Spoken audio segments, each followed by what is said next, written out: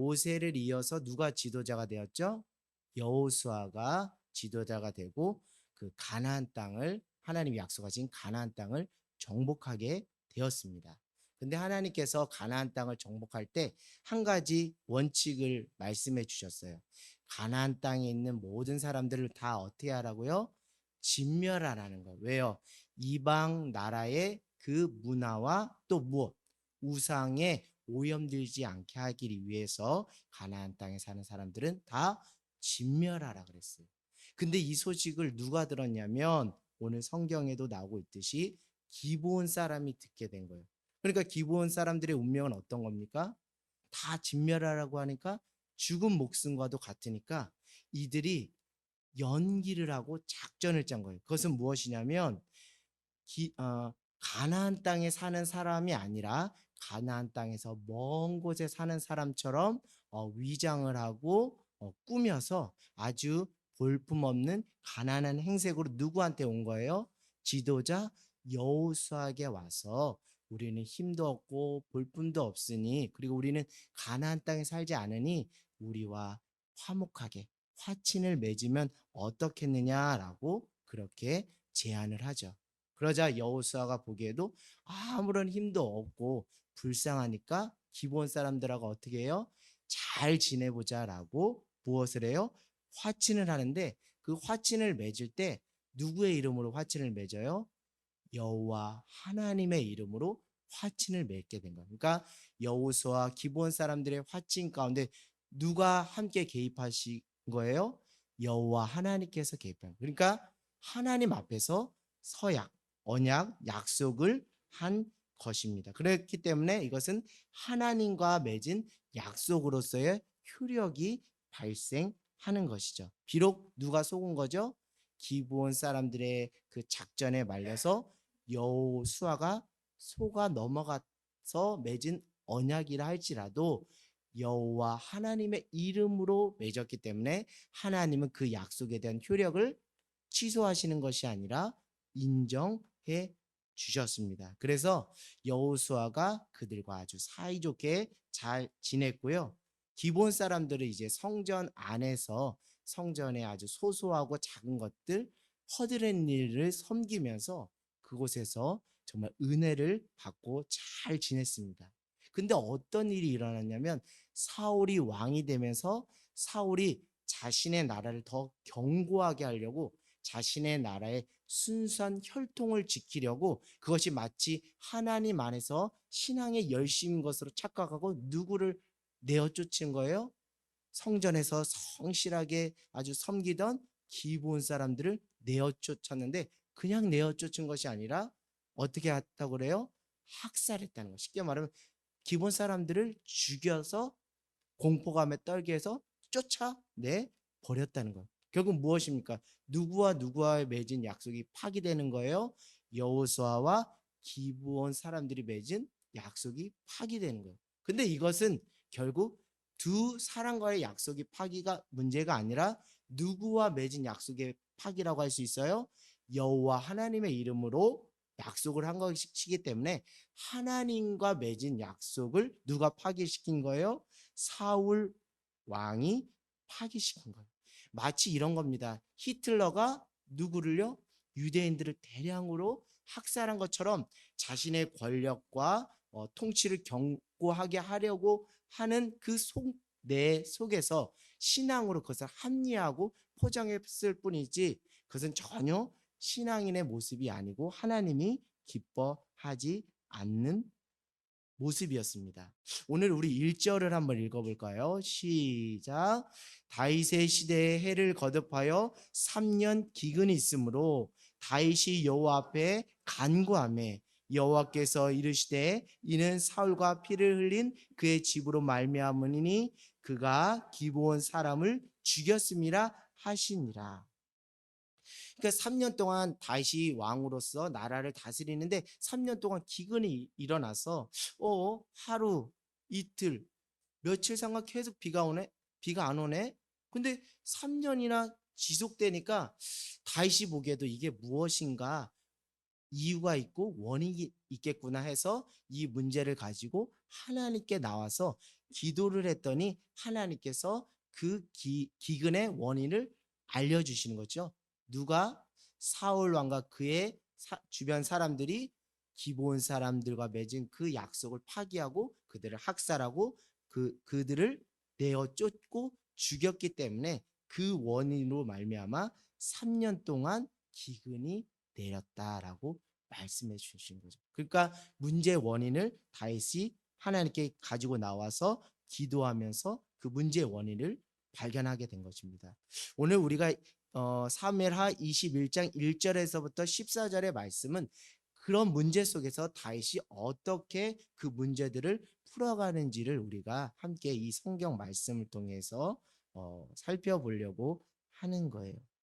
여러분, 오늘 이 말씀에서 하나님이 여러분에게 어떤 분으로 와닿는지를 발견하는 것이 정말 중요합니다. 여러분, 하나님은 오늘 이 말씀에서 어떤 분이실까요? 하나님은 약속을 맺으시는 하나님이십니다. 할렐루야. 우리 인간과 하나님은 약속을 맺으시는 하나님이시고 그 약속을 가볍게 여기시는 분이 아니라 매우 중요하게 여기는 거예요. 이것은 어떤 것이냐면 이스라엘 백성들은 어떤 백성입니까? 특별한 백성이죠.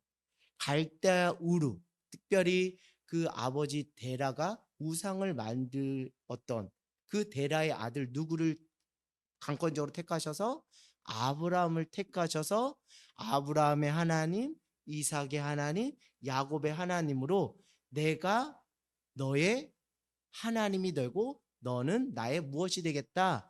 백성이 되겠다 하면서 언약 백성으로 이스라엘을 삼아 주신 것이잖아요. 그래서 이런 것들이 선민 사상으로 그 민족을 지탱하는 중요한 정신적, 신앙적 자산이 되는 것입니다. 결국 이스라엘은 누구와 약속을 맺은 나라라고요? 하나님과 약속을 맺은 백성, 나라가 이스라엘이라는 거예요. 그것은 하나님의 전적인 구속하심과 자격을 따지지 않은 하나님의 무조건적인 사랑이시죠. 그리고 오늘 약속을 중요시 여긴다는 것을 우리가 알 수 있는 것은 여호수아와 기브온 여호수아를 기브온 사람들이 여호수아를 어떻게 했죠? 속임에도 불구하고 속였음에도 불구하고 그것을 하나님이 몰랐을까요? 하나님은 다 알았겠죠. 그럼에도 불구하고 그 약속을 여호와의 이름으로 맺은 약속은 그래도 그것은 무엇이다? 약속이고 하나님과 맺은 약속이라고 그 약속을 중요하게 여겨 주셨습니다. 그렇기 때문에 그 약속을 지키지 않은 사울로 말미암아 이스라엘에 무엇이 내린 거예요? 기근이 3년 동안 내린 것입니다. 여러분, 오늘 이 말씀을 큰 구조로 우리가 보면 약속을 지키는 인생을 살았던 사람이 있고요. 약속을 지키지 못한 인생이 있습니다. 약속을 지킨 인생은 누구죠? 첫 번째로 모세를 이어서 지도자가 된 여호수아. 여호수아가 기브온 사람 해치지 않고 사이좋게 잘 지냈죠. 자, 오늘 또 누가 약속을 지켰냐면 다윗이 약속을 지켰습니다. 7절을 한번 읽어볼까요? 시작. 다윗과 사울의 아들 요나단 사이에 서로 여호와를 두고 맹세한 것이 있으므로 왕이 사울의 손자 요나단의 아들 무비보셋은 아끼고. 네. 기본 사람들이 그 자신들이 당한 그 아픔과 상처를 왕에게 말했을 때 왕은 이렇게 말합니다. 너희가 원하는 대로 내가 시행하리라. 그랬더니 어떻게 하죠? 사울의 집안에 몇 명을 7사람을 택하여 그 사람들을 목매어 죽이길 원합니다라고 했죠.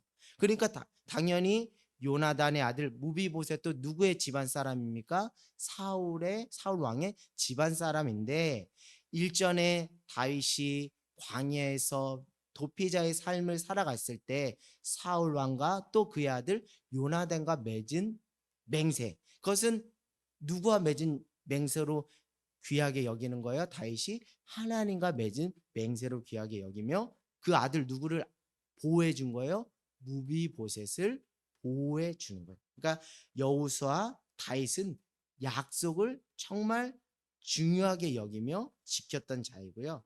오늘 약속을 지키지 않았던 자는 누구죠?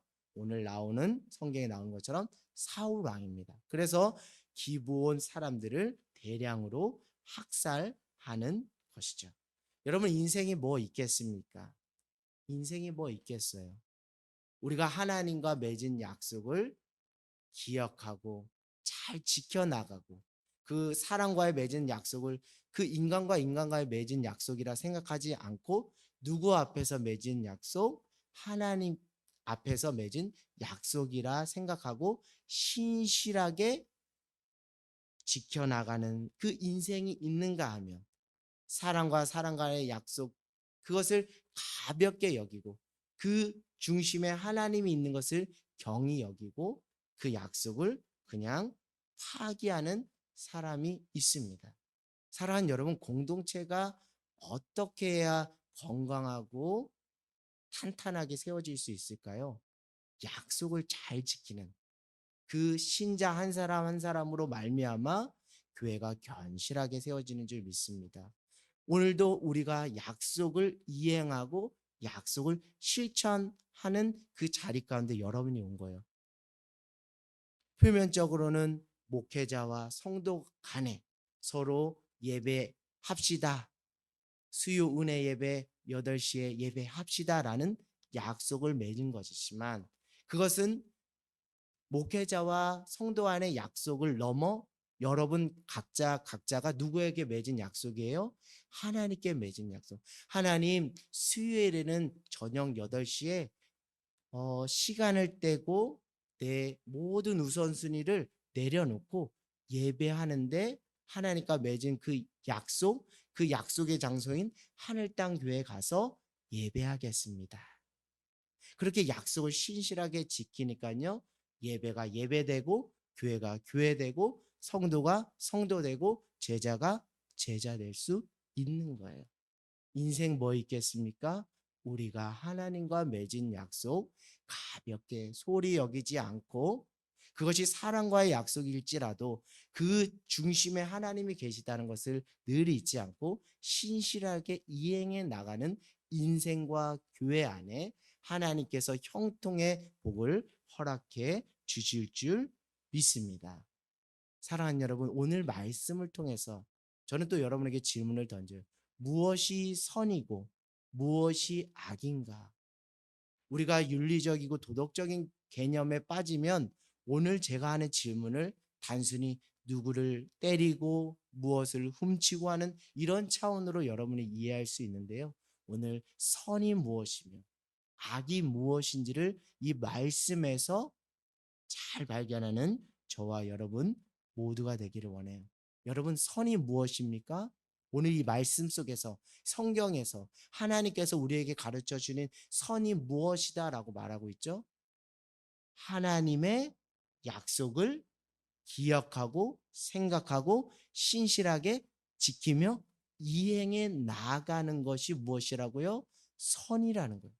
악은 무엇입니까? 하나님의 약속을 경히 여기며 업신여기며 소홀히 여기며 무시하는 것이 악이라는 거예요. 결국 그 악은 무엇으로 치닫는 것이죠? 죄로 치닫는 거예요. 그래서 누가 죄를 지게 된 거예요? 사울이 죄를 짓고 그 죄의 영향력을 누가 받게 된 거예요?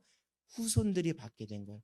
다윗이 왕으로서 그 나라를 통치할 때 그 죄가 쌓이고 쌓여서 그 영향력, 그 죄의 구렁텅이 속에 빠지게 되고 만 것이죠.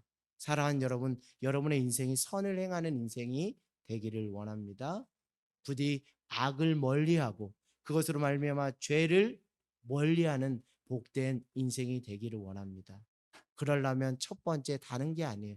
내가 하나님과 맺은 약속이 무엇인가?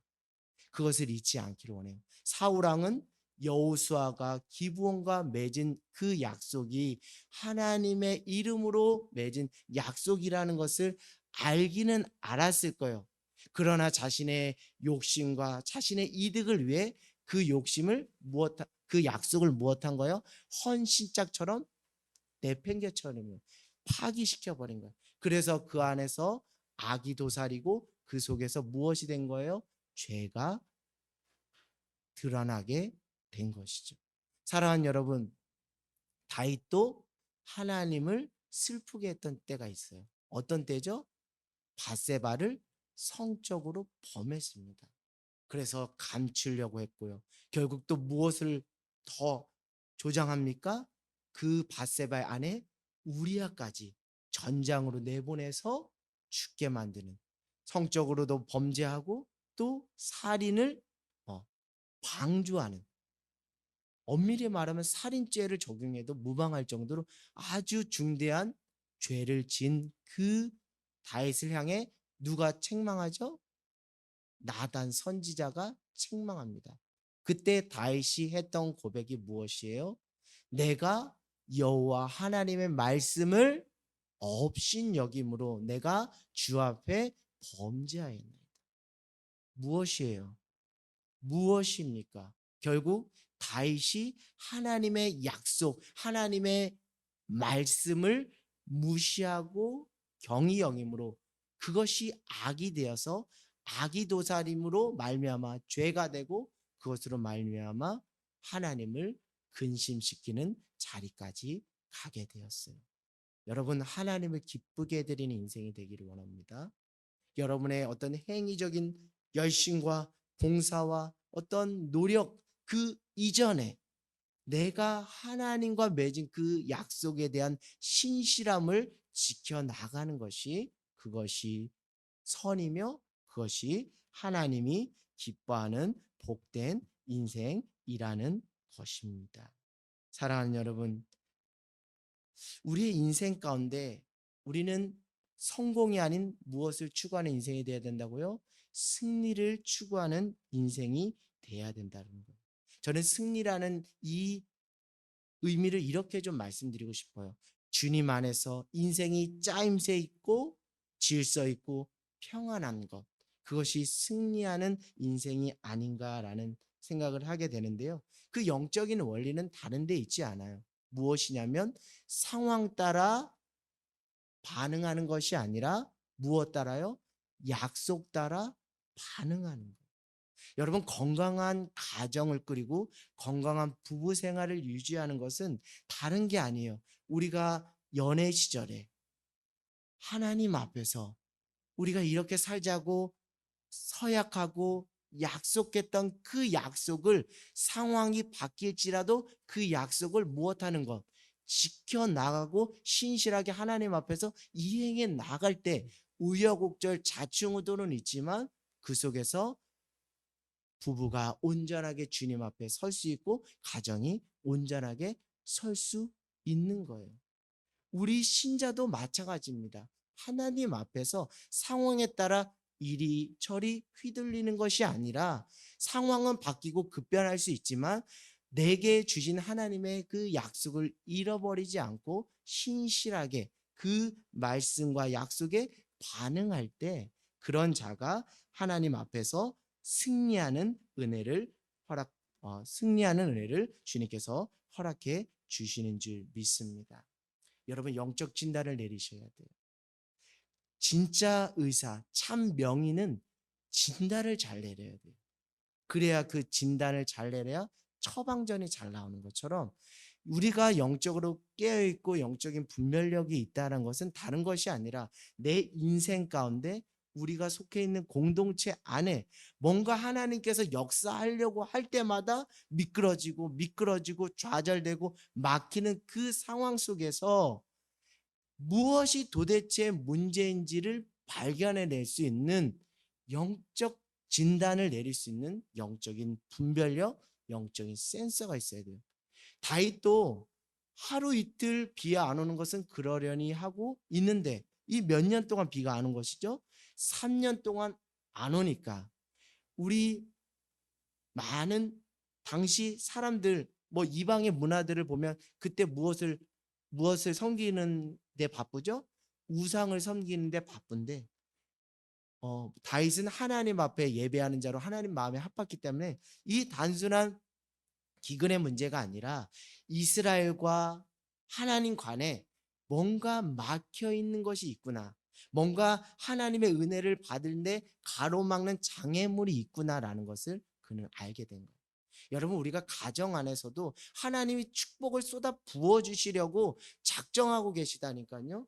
은혜를 쏟아 부어 주시려고 작정하고 계시다니까요. 근데 그릇이 없고, 그릇은 있다 하지만 온전한 그릇이 아니고 밑빠진 독에 물 붓기면 은혜 받을 수 있겠습니까?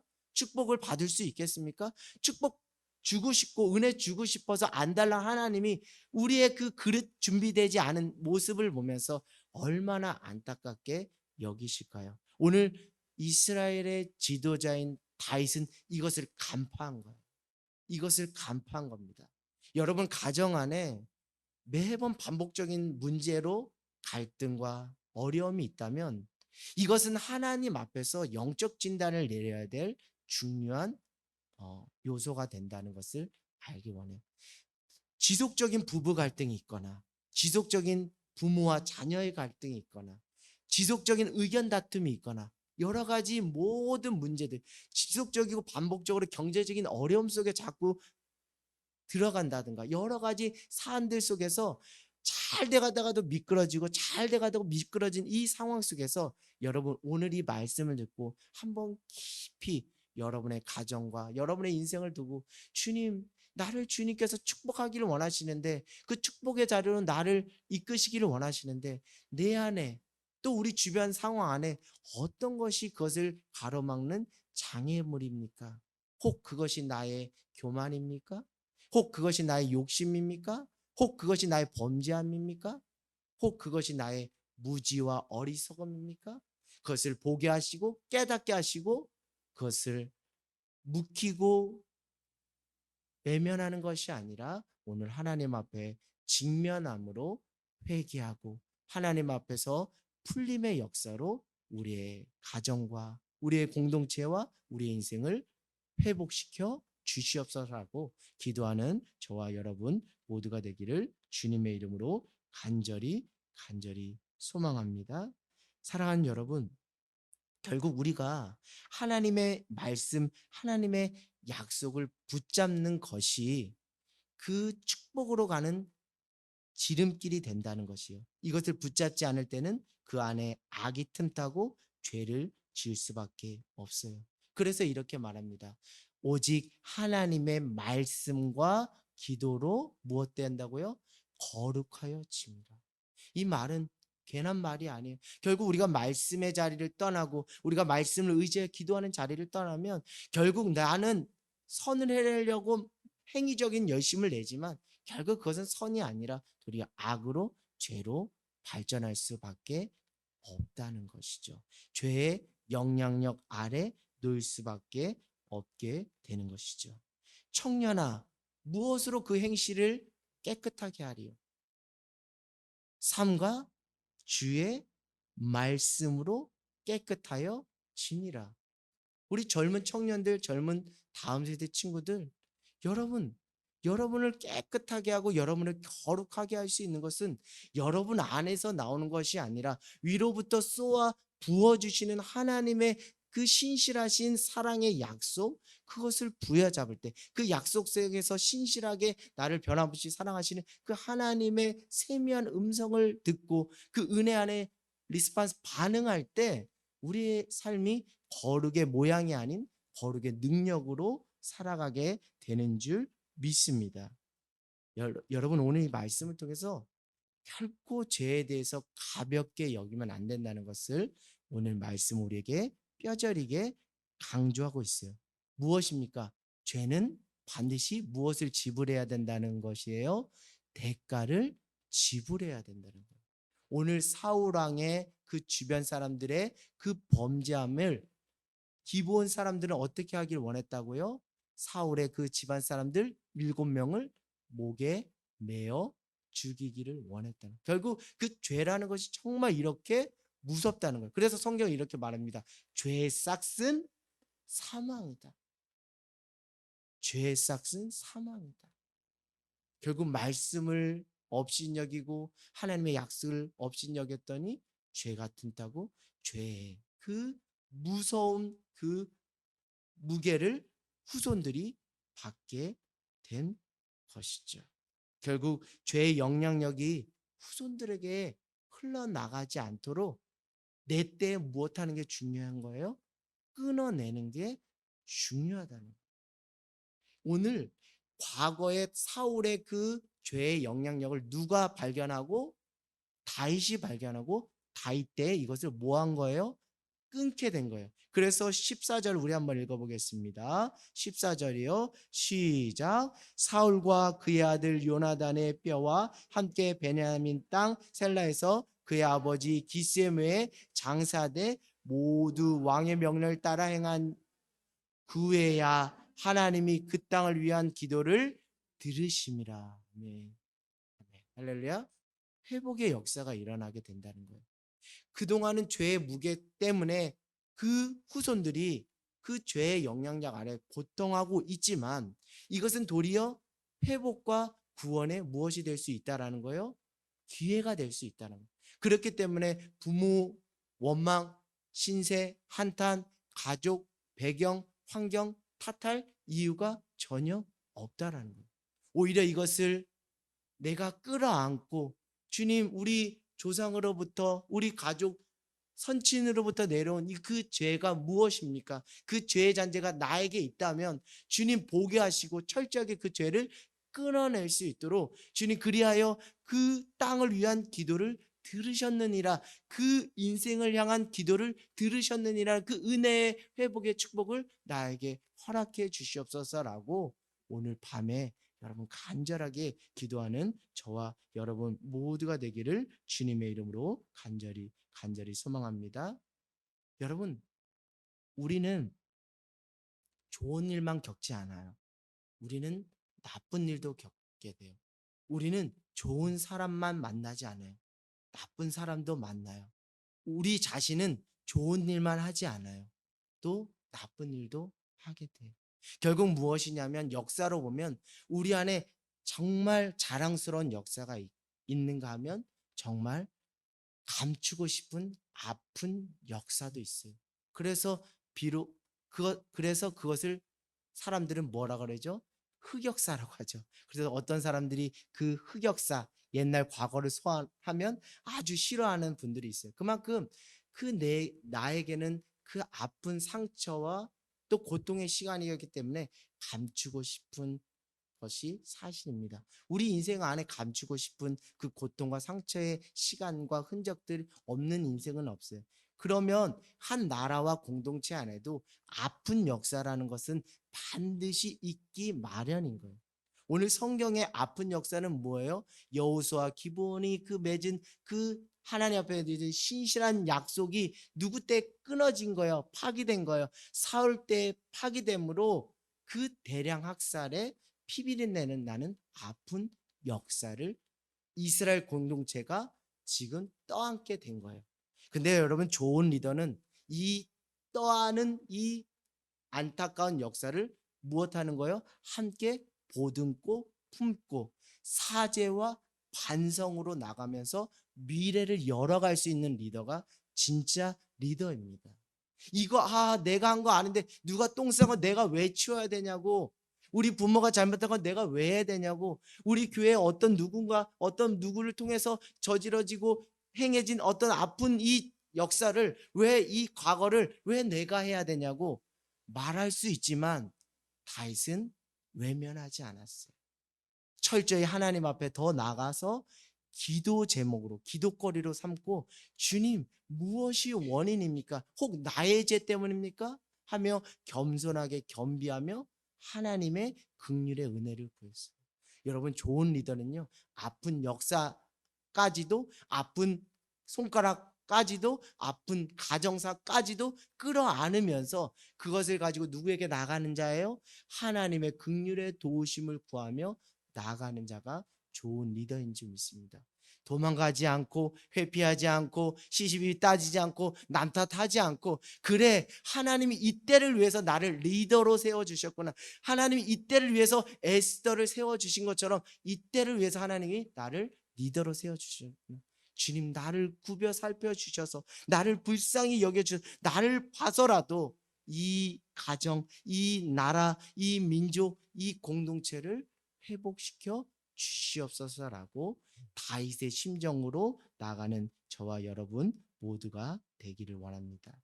결국 좋은 리더는요, 정말 역사의식을 가지고 있어야 돼요. 제가 예전에 학창 시절에 중학교, 고등학교 때는 지식으로 역사를 좋아했어요. 그래서 그냥 역사가 좋다, 좋다 했는데 살아가면 살아갈수록 좋은 리더의 자질의 그 중심에는 역사의식이 있어야 돼요. 오늘 말씀을 보면 안타까운 역사까지도 성령의 말할 수 없는 탄식으로 안타까워하며 그것이 나의 문제고 내가 풀어야 될 숙명적인 과제라고 여기며 하나님께 신앙으로 풀어가는 그 모습이 정말 좋은 리더의 모습인 줄 믿습니다. 여러분, 독일이 지난날 어떤 아픈 역사와 죄를 저질렀습니까? 히틀러를 통해서 게르만족의 우월성을 과시하기 위해서 누구를 대량으로 학살했어요? 유태인을 대량으로 학살한 정말 지우고 감추고 싶은 독일의 그 아픈 역사가 있습니다. 그러나 독일의 그 지도자들, 특별히 총리들은 이것을 감추지 않고 오히려 반면교사를 삼고 후손들에게 계속 이것을 알리는 거예요. 그러면서 리더인 그 총리가 그 기념관 앞에서 유대인들을 향한 반성과 사죄에 무엇을 꿇었어요? 무릎을 꿇었어요. 근데 더 놀라운 것은 독일이 선진국이라는 그 자명한 사실 하나는 지금도 반성과 사죄를 끊임없이 하고 있다는 거예요.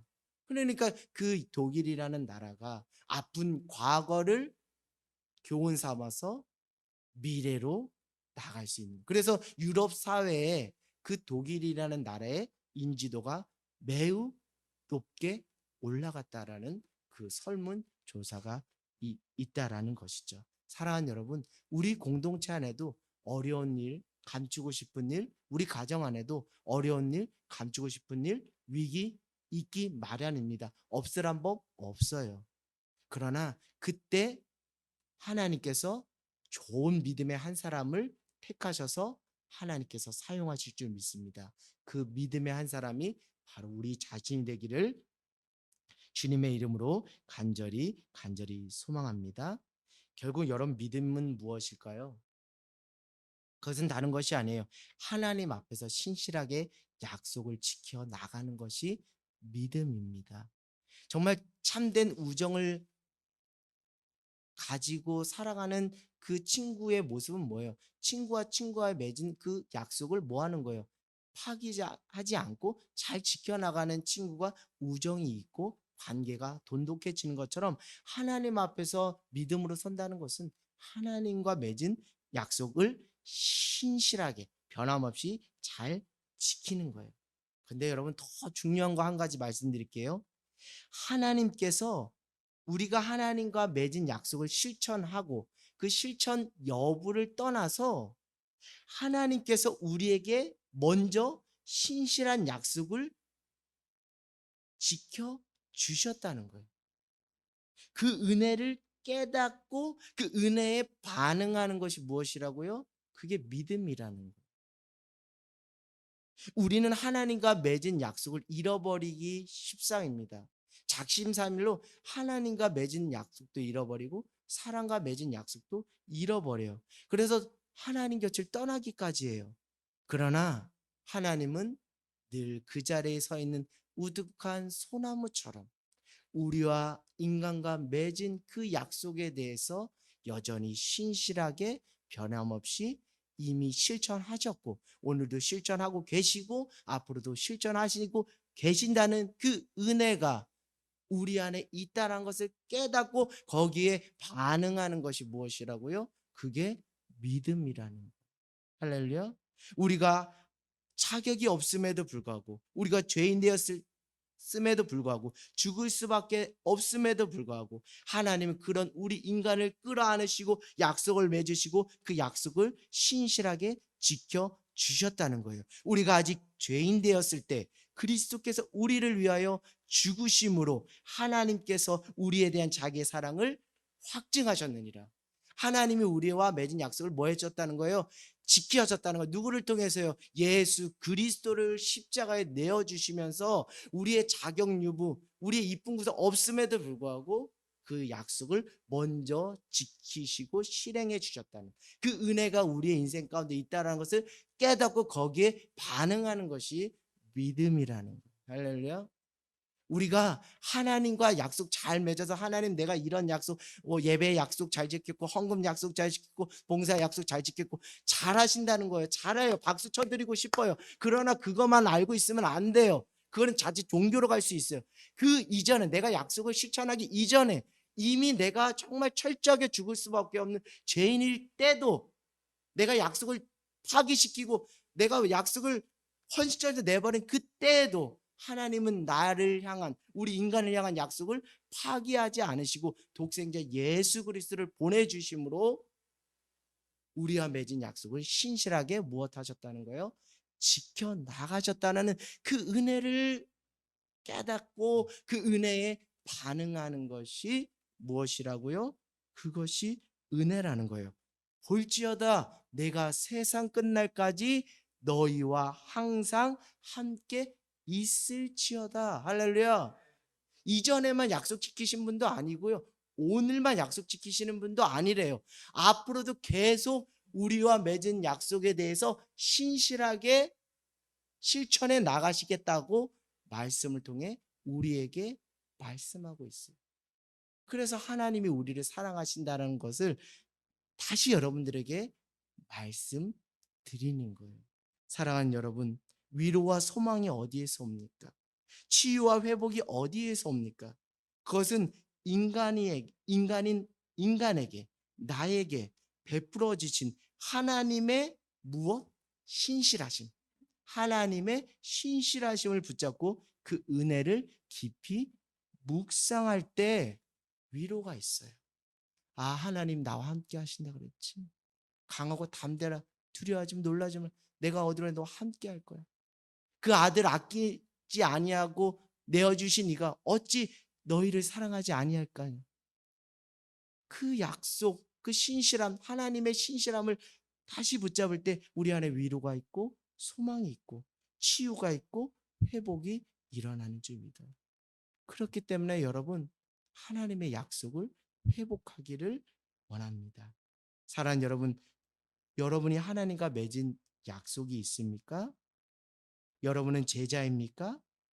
우리에게 신실하심으로 약속을 지키신 하나님의 은혜를 기억하며 나도 하나님과 맺은 약속을 다시 회복하며 신실하게 지켜 나아가는 자가 주님의 참된 제자인 줄 믿습니다.